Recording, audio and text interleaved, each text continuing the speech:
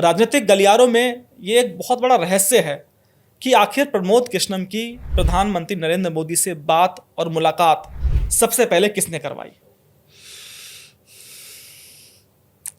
मुलाकात हुई ना, प्रधानमंत्री आए ना, श्री कल्की धाम का शिलान्यास किया ना, ये काफी है। और मुझे लगता है कि प्रधानमंत्री जी का वहाँ आना, प्रधानमंत्री जी से मेरा मिलना, प्रधानमंत्री जी के द्वारा मेरी भावनाओं का, मेरी आस्था का, मेरी श्रद्धा का और मेरे आग्रह का सम्मान करना, ये किसी व्यक्ति के परिश्रम का हिस्सा नहीं है। ये किसी व्यक्ति के, किसी इंसान के परिश्रम और पुरुषार्थ का विषय नहीं है। ये परमात्मा की कृपा और प्रारब्ध का विषय है। तो अब इससे ज़्यादा और मैं कुछ नहीं कह सकता। मैं इतना ही कहना चाहूँगा कि जिस भूमि पे भगवान आएगा, जिस धरा पर भगवान का अवतार होगा, ये उस धरा का पुण्य प्रताप है। और भगवान अनुराग जी जिससे भी चाहता है अपना काम कराता है। तो प्रधानमंत्री को भेजने का काम भी उन्हीं का था और मेरा और प्रधानमंत्री जी से मुलाकात कराने का फैसला भी परमात्मा का था। आचार्य, जब आप परमात्मा की बात करते हैं या हम भी जब भगवान की पूजा करते हैं तो भक्त और भगवान का एक कनेक्शन होता है। हम लोग पूजा करते हैं तभी हमारा मिलन परमात्मा से होता है। मैंने आपसे रहस्य से पर्दा उठाने की आपसे बात कही थी। सब लोग परेशान हैं, सारे भाजपा ही परेशान हैं कि भाई जो राजनीति करते हैं सालों से, उनके मंच पर और उनके घर पर कभी प्रधानमंत्री नहीं आए, लेकिन अचानक से जो मोदी का और प्रमोद कृष्णम का कोई रिश्ता भी नहीं था और अचानक प्रधानमंत्री जी वहाँ पर अवतरित हो जाते हैं। कल की भगवान तो बाद में अवतरित होंगे, लेकिन मोदी जी वहाँ पर अवतरित हो जाते हैं। कुछ तो बताइए कि बात की शुरुआत कैसे हुई? अनुराग जी, जहाँ घोर असत्य और अंधकार और अधर्म बढ़ता है वहीं परमात्मा अवतार लेता है। तो संभल की पावन धरा पे भगवान कल्की के अवतार से पहले निसंदेह भारत के यशस्वी प्रधानमंत्री नरेंद्र मोदी जी के चरण पड़े और पढ़ने ही थे।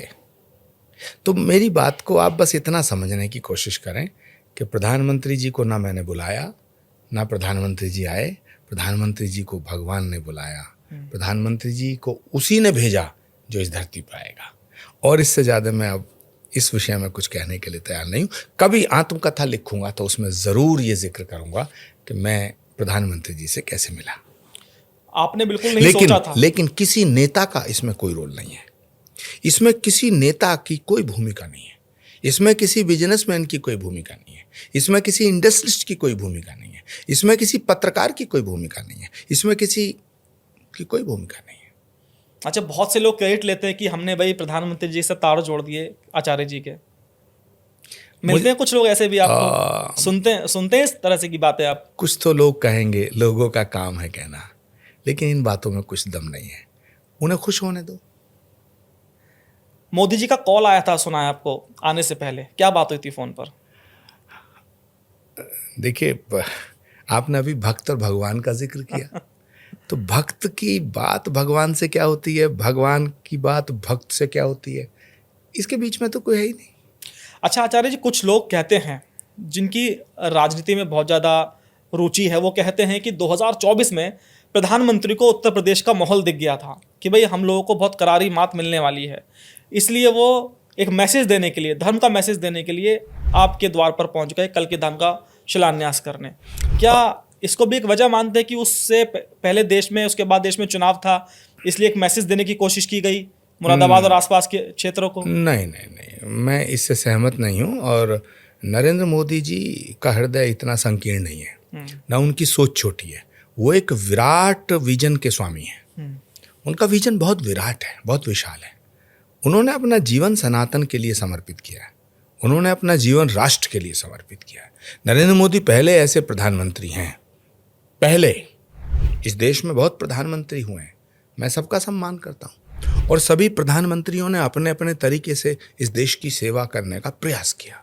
लेकिन नरेंद्र मोदी एक ऐसे प्रधानमंत्री हैं जिनका अपना कुछ नहीं है, जो कुछ है राष्ट्र के लिए है। तो प्रधानमंत्री जी को कहीं जा कर के कुछ संदेश देने की जरूरत नहीं है। प्रधानमंत्री ने जो बोला है वो किया है, जो कहा है वो किया है।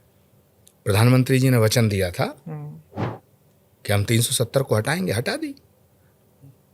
उनका संकल्प था कि अयोध्या में भगवान आए, जहां पर भगवान का अवतार हुआ उस जगह श्री राम जन्मभूमि के मंदिर का निर्माण होना चाहिए। तो हुआ, किया। 3 तलाक हटाने का संकल्प था, हटाया। गरीबों के उत्थान करने का संकल्प था, किया और कर रहे हैं। देश को सुरक्षित रखने का काम था, किया। पाकिस्तान को मुंहतोड़ जवाब देने का उन्होंने वादा किया था, दिया।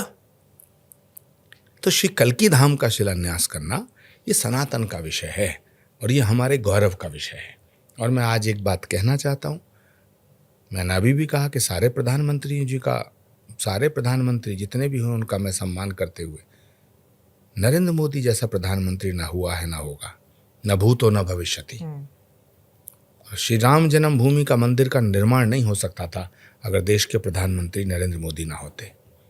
धारा 370 हट नहीं सकती थी अगर देश के प्रधानमंत्री नरेंद्र मोदी ना होते। और श्री कल्की धाम का शिलान्यास भी नहीं हो सकता था अगर देश के प्रधानमंत्री नरेंद्र मोदी ना होते।